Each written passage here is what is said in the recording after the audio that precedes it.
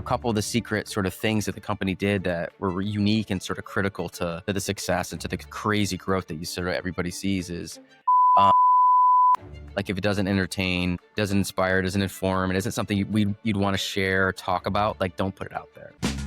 Welcome to the DTC Insider podcast, where online business owners come to find actionable tips and tactics to grow their businesses. Now, here's your host, Brian Roisentul.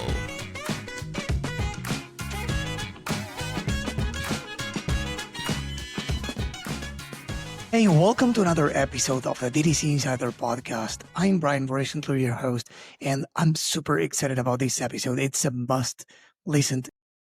Here with Donny Jensen, the CMO of Black Rifle Coffee. It's a company that does 400 million. You listened well, 400 million in annual revenue. So there's a lot of golden nuggets that I want to learn, and I believe you want to do the same. So you better listen to this one. Hey, Donny, thanks for being here on the pod.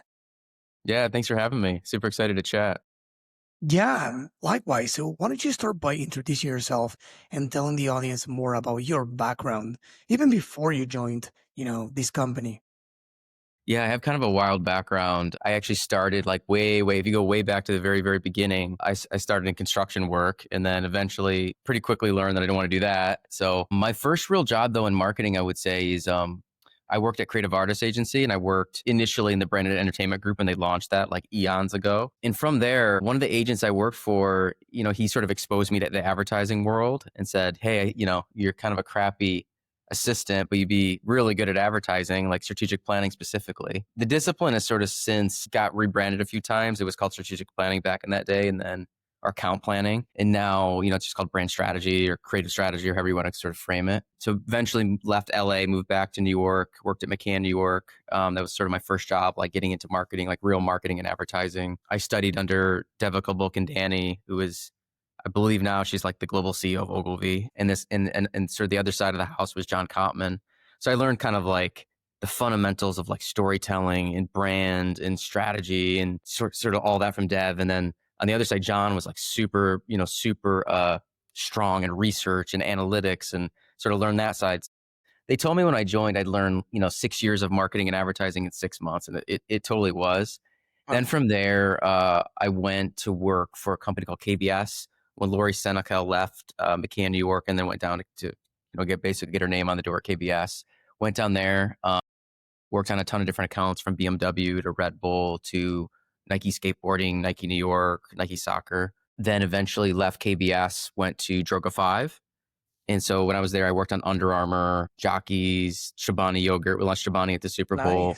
Nice. Super amazing sort of experience at Droga. Then my last stop sort of in agency land was RGA, where I ran the Nike business for a couple of years. And then, I just got that itch to drive, to actually, go from servicing clients to being the client. And, went brand sided and worked for a company called Performix, which was at the time the number one thermogenic brand at GNC. So that was probably the first like foray into sort of D2C, I would say. Because we really, I joined, there wasn't a D2C presence, there wasn't an Amazon presence. So part of my role was to come in and sort of establish that. So I was there for a couple of years, then went on to Spartan Race Tough Mudder, and was the CMO there for a period of time, about 4 years. Same thing. If you don't know about Spartan Tough Mudder, it's like essentially a ticket master. It's an events company. So every single day you're getting up like, did we hit the number? Are we up? We down? Are we behind? We got to make up. It was probably one of the most impactful experiences I ever had in terms of sort of getting acclimated to D2C and learning sort of what it takes to be like a strong sort of growth marketer. I always say that's where I earned my stripes in growth marketing, and then from there started to get more into sort of like the retail side of things. Worked at a few different beverage companies, most before kind of taking this role at Black Rifle Coffee, C4 Energy, working there both on the sports nutrition side of the house as well as the functional beverage side.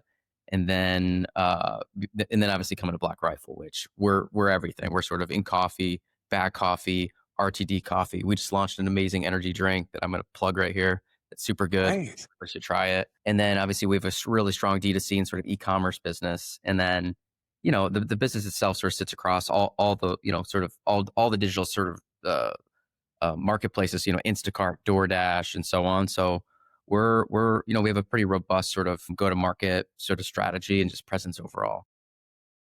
Amazing. Well, that's quite some background. You have a lot of experience, and I love the fact that you have worked on both sides, agency, brand. So, what do you like the most and what do you hate the most about each side? I mean, I'm biased because it's my background, but I really appreciate people that have agency people that have then left agency and gone brand side.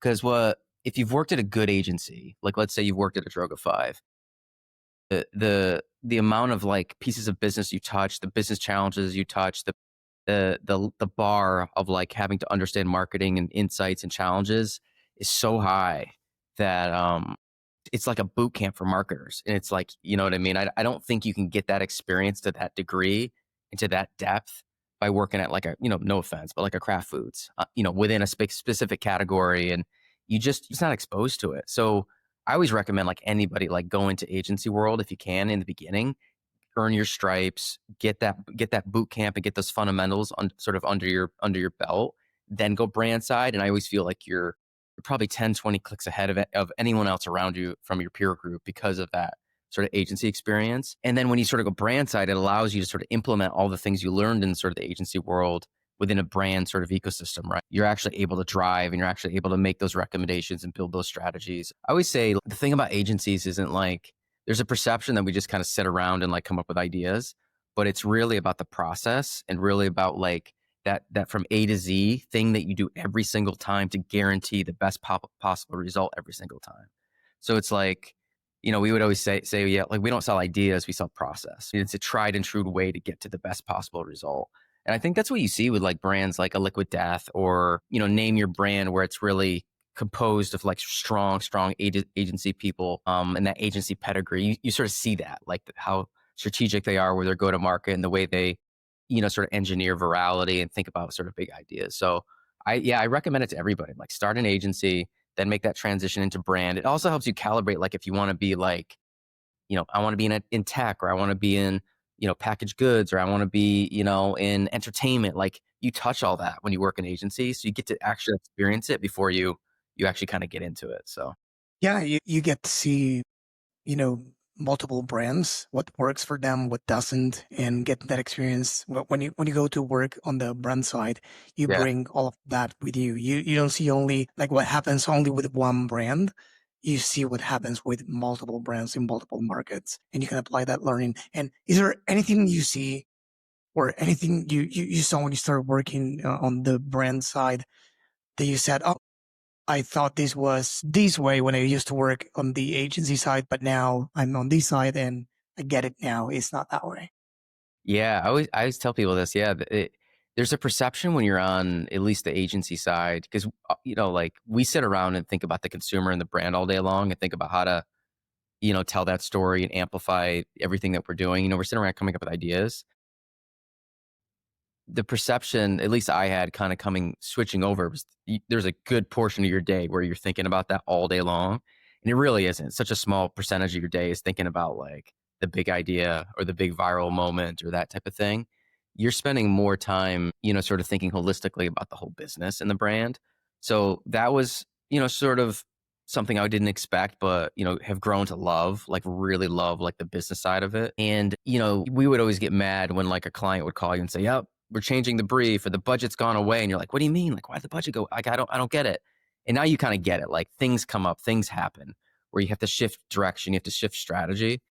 And yeah, you don't really sort of understand that like when you're in the agency world. So again, that's why I think that there is a little bit, you see when people transition out of agency into brand, there's a little bit of a learning curve. There's like probably like a period of time where you're like, you're learning in seat a little bit and you're trying to kind of figure things out. And you have to sink or swim, depending on the environment you're in, especially if it's more startup, you have to just get after it pretty quickly. I think some of the bigger companies are probably a bit more accepting of like the learning in seat thing. But yeah, I found that to be like one of the big things for sure. Great. So now talking about, Black Rifle Coffee, could you please tell the audience, especially for those who don't know the brand, what the brand does? Yeah, so I always say we're not a we're an entertainment company. We're not a coffee company or beverage company. We're just like an entertainment company that happens to sell coffee and energy products. Yeah, the company's origin story, it started with Evan Hafer, our founder, literally roasting coffee, while he was deployed. And it just sort of evolved over the years, once we sort of, he kind of came back, got back into civilian life, launched sort of Black Rifle Coffee Company. And we started in D2C. It was a D2C company for 90% of the 80% of the company's sort of like the brand sort of journey. But I think, a couple of the secret sort of things that the company did that were unique and sort of critical to the success and to the crazy growth that you sort of everybody sees is social media. The fact that the brand just intuitively, these founders approached it as an entertainment company, like entertain, inform, and inspire is like the mantra internally. Like if it doesn't entertain, doesn't inspire, doesn't inform, it isn't something you'd want to share, or talk about, like don't put it out there, right? So that was a fundamental sort of pillar of the way the company was created, and I think too, like you look at one of the founders like Matt Best, he was kind of one of the first military focused creators on YouTube. So early adopter there, first mover sort of in that space, talking military talk. We used to talk, it's like barracks humor is sort of the approach. And then the community, like the thing that makes this brand truly a brand and truly as powerful as it is the community. The fact that like, we go into like, let's say a new retailer such as like a Walmart, we bring incremental shoppers to the set. It isn't like, you do get a little of that trading where someone's like, I like Starbucks and now I'm trading to Black Rifle. Of course, you discover it on shelf. But when we look at the analytics, we bring a tremendous amount of new people to the set, people that were not in the set previously. So it's that community that we built over the years and that follows us sort of everywhere we go. And as we become, more available to the masses, you just see more of those people having access to the brand and sort of experiencing the brand than, never before. Yeah, it is that sort of like tradition, that kind of classical thing, like where you see the big shift from, sort of from D2C or e-com into sort of the retail, the brick and mortar space. So just to put things in context, how many of them are you? How big is the team currently? Like the total company size? Yeah. Well, we have coffee shops too. So, I think there's close to 700 employees total, but it's the fact that we have these coffee shops. They're called outposts. We have about 30 plus of those. So those are all around the country, in specific strategic markets for us. So there's that. But then from a corporate side, you have a little like probably a couple hundred employees, sort of more in the corporate sort of side of the house. Everything from operations to marketing. And then on the marketing team specifically, we don't have like a huge marketing team. We have some really strong practitioners, that sort of sit and see and run different sort of verticals in the companies. For example, media. We have a really strong head of media that, he has a core team, but then he reaches into just sort of different production companies or finds different artists or creators that we want to work with. And so we do a lot of work where we're basically contracting people outside of the company, whether that's a production company, an agency, or so on. Right. So the team itself is not huge. Right. And now I know that. I wanted to ask, about, because it was very interesting what you're talking about, content creation, to put that into, to give people context. They have, correct me if I'm wrong, but over 1.9 million followers on Instagram, 1.4 subscribers on YouTube. So it's a big following, right? So how do you make that possible? Because you say, let's create entertaining content. Of course, not everyone. I would say most brands don't do that. But let's say you want to do that. How do you pull that off? What's the process you have to pull that off? And how do you think about content in the company? Yeah. I mean, again, it's like that traditional sort of approach in a lot of ways, but there's a content strategy with content verticals that we focus on, everything from military content to, coffee content, and we're always looking to sort of, fill those buckets throughout the course of a month, that we want to touch on all those buckets and reach those different audiences and occasions. Then, there's the team internally. We run like a trend weekly where we look at trends that are happening on social and just different things we can sort of latch onto and grab onto, sort of like those viral moments.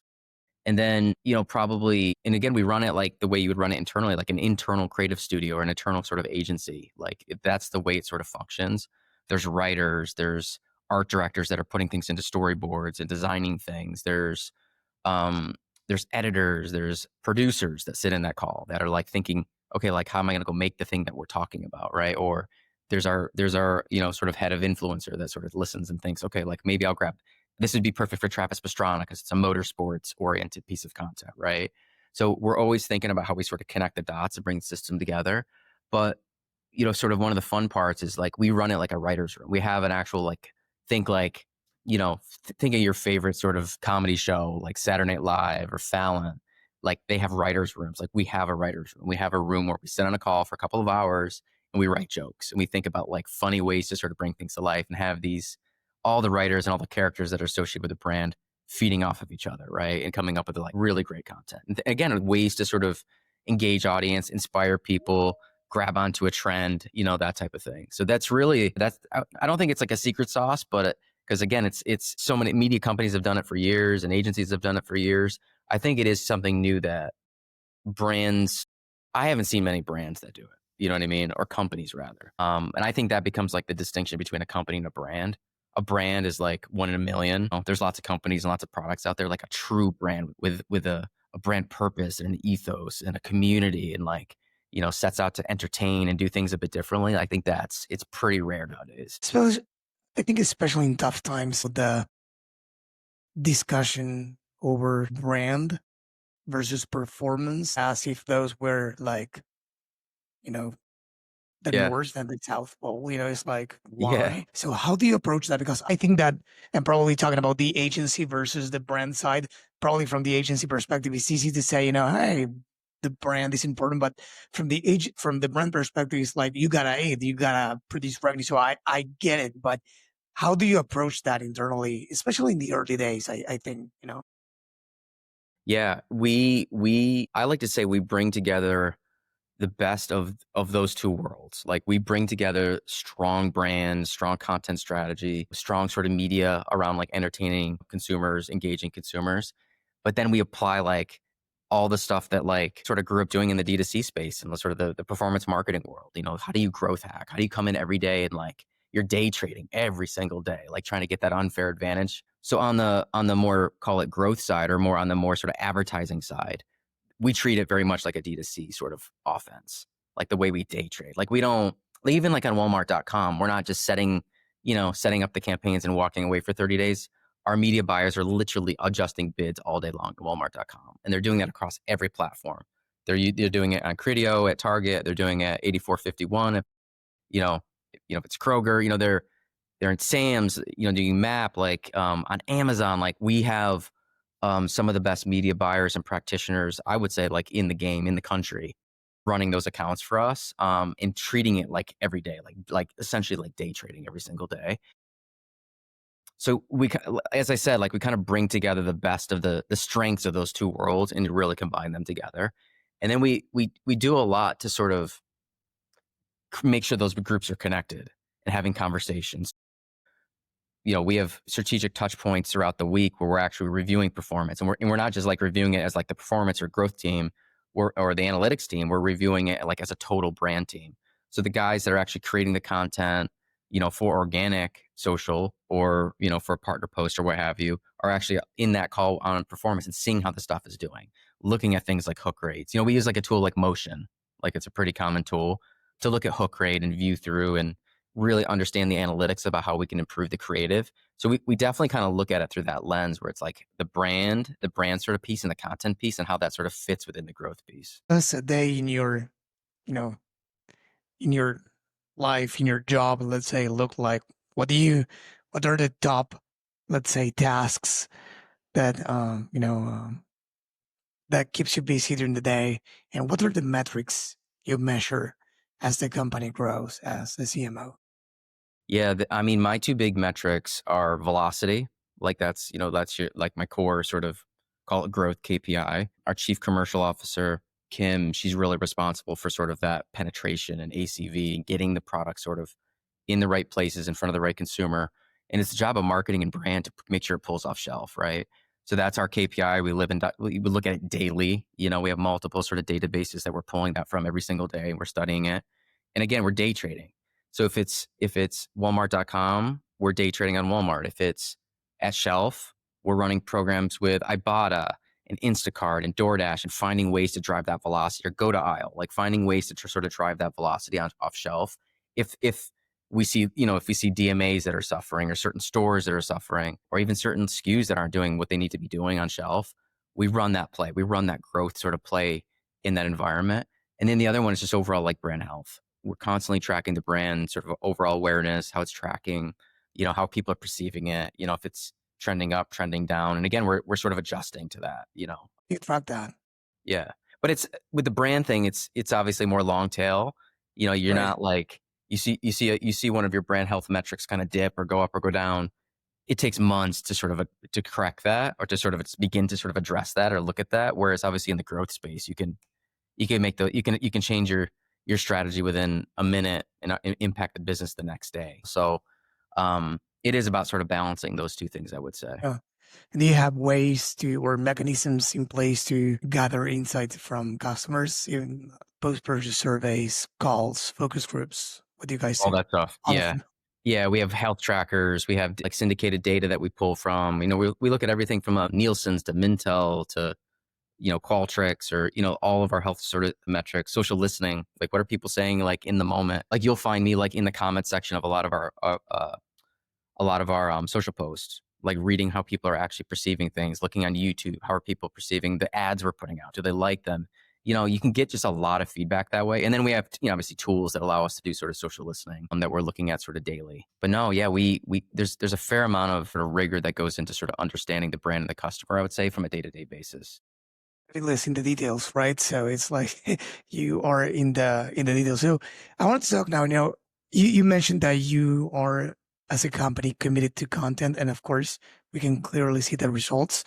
I wanted to ask you, what percentage of your sales come from organic and from paid, more or Percentage less? of sales from organic versus paid. I mean, it's hard to, I would say Or how, I mean, yeah, we're do you not. track that or not? We do. We're getting there. We're less, I would say, advanced sort of in, like media mix modeling and understanding a lot of that stuff now. We are actually like literally within the last few weeks, bringing on a new partner that's going to be helping us understand a lot of that, where, really testing incrementality, really sort of understanding, the incrementality of various tactics, within your overall sort of media mix. But I would say holistically, it's largely organic. The revenue is driven by the brand, the content we put out, the community. I mean, you can look at we're a publicly traded company. You can see what we spend in marketing. We don't have nearly the dollars to saturate DMAs or to saturate, sort of markets the way like a Verizon would, or like a bigger company, or even like a Starbucks, right? So we always say like our unfair advantage is the content, is that, the way we leverage the community, the fact that we can consistently put something out that goes viral. It gets us a disproportionate amount of sort of reach. You have a post that goes out and goes viral, and it's, it gets you $5 million of EMV, like, most brands, 99% of companies have to pay for that, right? We don't, because that's kind of, I would say, again, our superpower. And I think more and more we're just getting more reoriented around that, because as companies grow, there's a tendency to, we want to do the big guy stuff. But, like there's something super special about what we have, and it is an unfair advantage. It's something, a lot of companies don't have. So we will just continue to leverage that and exploit that as much as we possibly can. Did you used to rely more on paid until the organic, you know, um, surpassed that, or was always like the organic was always the strength since the beginning? It's always been the strength, like if you go back in the history of the company and look in the early days, it's just huge videos, in terms of view counts and virality. You see videos that got 20, 30, 40 million views, in the early days. Again, back then it was, the algorithms were much different than they are today. They were much kind of probably closer to like a TikTok algorithm, where it's just more wide open. Your chances of virality are much higher. It's obviously much harder today. And I think we don't see as many of those that high in terms of like a virality moment, like where you're seeing 30, 40, 50 million views. We've had a couple this year that were in sort of that range, the 40, 50 million view range, but I would say most of them are sort of between a million and 10 million, in terms of that like overall reach. It's just, yeah, again, I think it's harder nowadays, like just the way the I've watched platform sort of throttle only a things. few of the videos that you upload to YouTube, and it's not even about coffee. it's about stories. Yeah, So 100%. could you please talk about that? Because, most people would think, oh, it's I know you don't define this company as a coffee company, but let's say for the mass audience, it's like, oh, they sell coffee, or whatever, So do they talk about coffee or the products they sell? It's like, no. Well, yes, but no, because they do it through stories. So why do you do that? And what do you think the brand should do when thinking about content besides the entertainment part? It's like, what kind of content do you guys create? And yeah, talk about Yeah, that. our internal mantra is we're unapologetically American. And so the idea is we love this country more than anybody. Like that's what you should feel when you sort of click to our page and you see the brand or you encounter it. Like these guys love this country.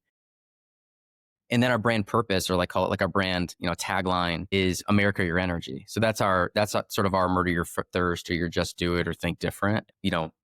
We America Your Energy. So like, and sometimes we'll say things like, we're America's energy, like that kind of thing. But again, we sort of combine those two elements where we want to bring positive energy to Americans, right? To this country. Like if there's, something happening something happening in culture that's negative, we want to come in and be that like positive sort of thing that comes in and just flips the script and makes it either entertaining or fun or positive or warm, or, we're also a brand that can kind of play both sides because of our, sort of veteran roots and what we do, and the way we give back on the philanthropic side. We give a huge percentage of our profits back to veteran families and communities and first responders. So we can kind of play that spectrum where you may see something out in the wild that's extremely comedic, maybe even controversial.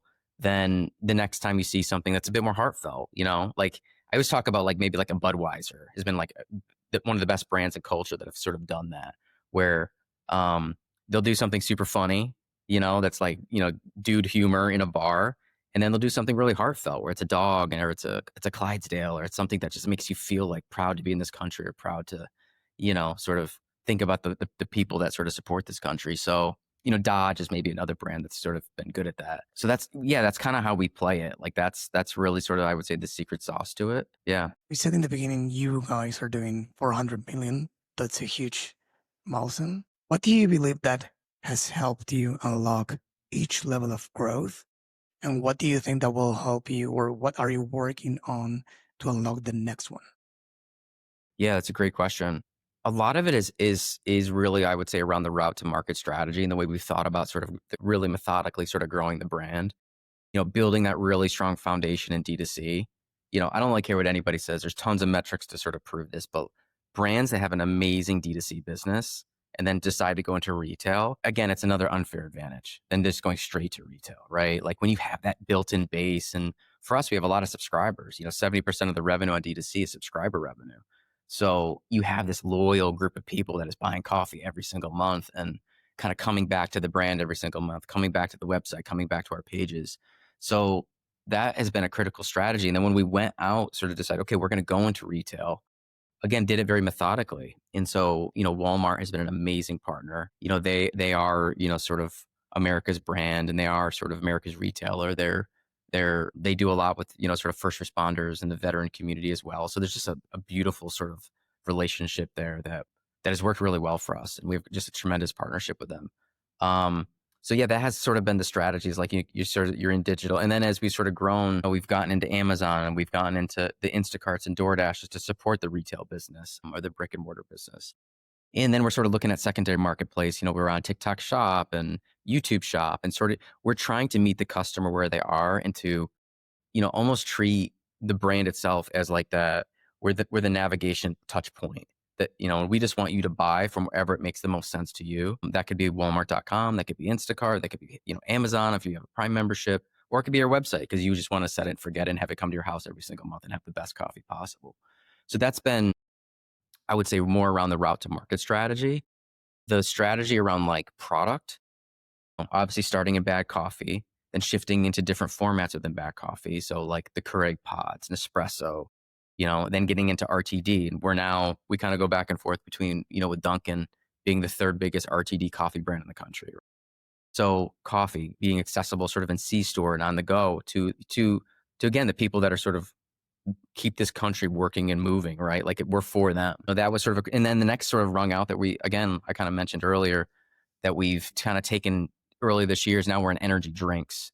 So now we're like America's energy. We were America's coffee, and now we're really like America's energy. Like that.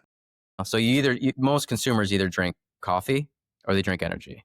And for us, like we just heard a lot from our customer base that just they love the brand, but maybe they weren't coffee drinkers. They wanted energy. So that's why we built energy. We built it for them. Well, I was going to ask about that. Like, how did you decide to launch such a product, coming from coffee? And what was that coming from your community? It was 1,000% coming from the community.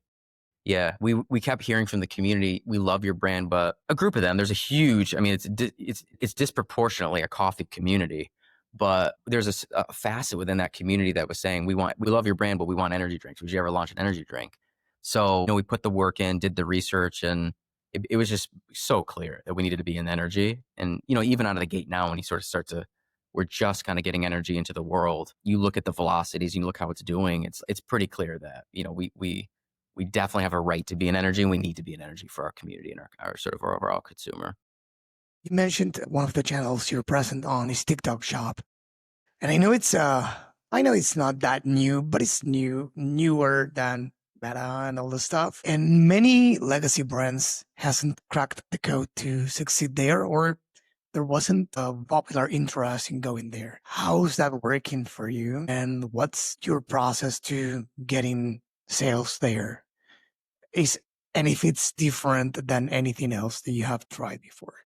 Yeah, it's radically different. And even if you were to look at it 6 months ago, it's really different then than it is now. Because initially it really did start as a platform where it had kind of two facets. It had sort of the classical sort of Meta ads manager, you're running ads kind of thing. And then the other side, which is more creators and seeding product. And that's even evolved, like the way they're doing the affiliate model now, and you're doing seeding and you have these affiliates sort of selling for you. The latest thing with the platform now is really around these lives. Like the fact that like you kind of have to be a content company to be successful there. You have to go live. It's the live component where you're just live 24/7, explaining your product, selling. It's like that QVC. It's like the new QVC, quite frankly. Yeah.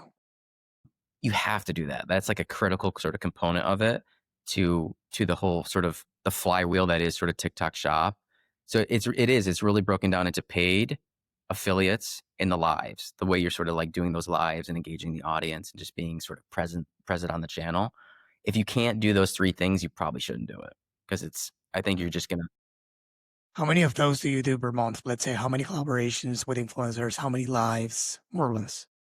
Yeah, I mean, we see thousands of influencers and affiliates and creators every single month. We're just getting into the live piece. We're doing probably like one a week type of thing. But you'll look at a lot of other brands that are like hyper successful on that platform. Sometimes they're going live every single day. You know what I mean? And a lot of it, like to look at some of the examples, like whether it's a Mary Ruth's or a Lucky Energy, or, whoever you sort of, whatever brands you like or products you like a Lucky Energy is going live and doing like a little DJ set, and they're selling while you're listening to music. Some may have like a dietitian or a nutritionist on there, or a fitness influencer, like there's just a number of ways to do it, and you sort of have to tailor it to sort of your brand. For us, our instinct is always do sort of we're coffee nerds, right? We're energy nerds. So, our lives are taking place in a roasting facility, or taking place in our content studio in Salt Lake City, and having our Q grader talk about, why you should try this coffee and what makes it special, and what are the notes and where did it come from, and how to actually make a perfect cup of coffee, right? So we try to, again, even though we're in this, it is kind of like a selling QVC type of thing where you're kind of, you're trying to sell. We don't like that. We try to definitely still maintain the brand and be sort of brand accretive. And most important, like we just not be cringy, with like that kind of thing. So you'll see with our stuff, it is very brand first, and it is designed to entertain first and then sell sort of second. About YouTube shopping, does it work in a similar way, or is it a totally different animal? It's a way different animal. We haven't seen huge success with it so far. Again, we're both on TikTok Shop and YouTube Shop, really early days on it. But again, like the YouTube Shop thing there's similar to the TikTok Shop thing, there's a correlation to how much content you put out and how well that content performs. So if you're not putting out long form, you're not putting out YouTube shorts and things of that nature, again, it becomes harder. You know what I mean? It becomes really hard to get the eyeballs to make the thing work. I could be asking questions all day long, but I know we have a timeline. So I'm thinking about the key things and one is, are you doing anything as a brand with this? Because it's today is like we are currently living these days I think with the shiny object syndrome, where it's easier to fall for that because, all the AI hype and the AI agents and now the shop within those platforms that is coming or the GEO or AEO, generative engine optimization and answer engine optimization to be visible there. So it's like too many things to probably evaluate whether to follow or not. Are you guys doing anything on that front Like yet? on Like to be visible, like are you saying, oh, we the same way we probably I don't know if you have ever done SEO, etc. But yeah, if you say, hey, will we be taking care of being visible on ChatGPT, Gemini, etc. So the when the checkout, the in-app checkout is ready, we can be there and ahead of many brands. I don't know. 100%. Yeah, we're looking at all that. I mean, we have a small group internally that is really focused on AIO and just AI in general. Even on the content side, again, like to the point made earlier about we're thinking about AI through the context of growth and how we disproportionately get reach and get in front of consumers. But then we're also thinking about it, how do we use it as a mechanism to reduce time in the content creation cycle and also cost. Can we shoot something, instead of shooting something 100% practically, like you may have seen like a few weeks ago, we produced a film that's shot, it's literally produced within a C-130 plane, practically, right? Or, a piece we put out over the summer that had a tank in it. That was like an actual tank. That wasn't like an AI tank, right? But we're looking at ways to sort of use AI to take something that's produced practically. Let's say a character within our brand is shooting a piece on a green screen, and then we're putting that person within that AI generated sort of environment. Where normally we would go, rent a helicopter, rent a tank, or do something that we're shooting it quite practically. And then now we're actually just using AI to like go faster. So that's something that the internal team is really focused on, because again, it'll help us go faster. It'll allow us to put more of those big brand sort of pieces out. Like instead of putting one out once a quarter, maybe we can put one out once a week at some point. But it is about sort of building those models, because every sort of content franchise it is almost like a little mini model, right? That you have to build.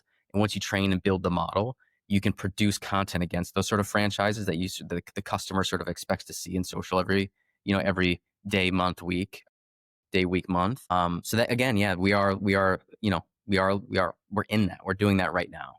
I would say we're very early days on it, but I would say within the next 30 days, you will see things, within our organic strategy that are completely AI generated.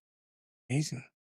So you said that 70% of your customer base are subscribers. And I know we are getting into a whole new rabbit hole here, but just one question on that. What are the top things that you do different from what many other brands do to keep them coming back for more besides having a great product, right? What do you guys do there, the subscription side? Yeah, well, it is a lot of it is the product, because the product that you get within our exclusive coffee subscription, it isn't product that you can get elsewhere. Like you can get a bag of Tactus Squatch or Just Black on our website. You can also get it on Walmart.com, but you can't get the 250 anniversary bag, or you can't get the geisha. You can't get some of the more specialty roast are only available on. Do you have exclusive products for subscribers? Oh, Correct, okay. correct. Yep. And that, we curate that bag and we curate that experience that comes to your house every single month. It's in a nice box, and, it has this beautiful unboxing experience, the bag of coffee, the card, so the story about the product and what it is. And then there's, we put little things in there. There's stickers and little things that sort of help you bring it to life. So it becomes a real experience every month that you get this box and it feels special. You know what I mean? It is special. The It's shared unbelievable. values, right? With the audience, the shared values, the veterans and the American stuff. So they're not buying coffee, they are buying the whole experience, right? Yeah. And it's Amazing. limited. Like we only produce a certain number of them, and then once they're gone, they're gone. You know what I mean? So yeah, that it just makes it feel special, to get that bag every month and get that little box, get that little something. Amazing. Well, again, I have 1,000 questions to ask you, but I want to be respectful with your time. Before we go, I have one final question that I love asking my guests when they come to the pod, and it could be either a book that you like to recommend to the audience. Otherwise, it could be a person to give a shout out to. If it's a book, we include that into an annual book list that we put together. And otherwise, it could be, a shout out to. It could be a mentor. It could be a former boss or a current boss. It could be team member, whoever. Just a shout out or something, a good reference. No, I look, when it comes to content and thinking about insights and thinking about brand, I always I'm an OG and a bit traditionalist in some of these things, but like I always recommend like reading the John Steele book, Truth, Lies, and Advertising. Like I really believe that the advertising base is like it can be really sort of lethal for people. Yeah, I mean, I'm a big podcast. So I've obviously listening to this podcast, I think is a good one. How We Built It. There's so many good podcasts out there to listen to. And then from like a mentorship perspective, yeah, I mean, I probably couldn't even name them all, but I have kind of been lucky enough to have like a really great group of people that have sort of groomed me and sort of molded me sort of into the marketer and brand person that I am today. Like I said, Devika Bulkandani, again, she's now the global CEO of Ogilvy, but she taught me how to be a brand person, how to be like a storyteller, right? John taught me how to understand data and how to field research, how to conduct a focus group, My mentor now, Uli Becker, he used to be the CMO of Adidas. And then he was the CEO of, Reebok, during the CrossFit sort of UFC era. So I rely on him a lot for like how I sort of translate a lot of the agency experience into sort of the brand space. No, man. Yeah. I would say those are the key ones for sure. You had amazing mentors for sure. And that's why you are where you are. Well, first off, congrats. And second, thank you for coming to record this episode. And for those listening or watching this, where can they go to learn more about you and the brand? Yeah, go to blackriflecoffeecompany.com. You learn all about the brand. Go to at Black Rifle Coffee to look at all of our fun content. That's definitely like a good jumping off point. But we have, we're on YouTube, we're on TikTok, we're on Instagram, we're kind of everywhere. So I think all you got to do is just hit the Googles. You should be able to find us. Yeah. And what about you? Are you present or active on any social media? Yeah, you can. I post pretty regularly on LinkedIn. You can find me just at Donny Jensen on LinkedIn. Amazing. Donny, once again, thank you for being here on the podcast. Yeah, thanks for having me, Brian. This episode was brought to you by BSR Digital. We help DTC brands grow through paid ads and email marketing campaigns. If you'd like us to help your business grow, head on over to bsrdigital.com and schedule a call with us.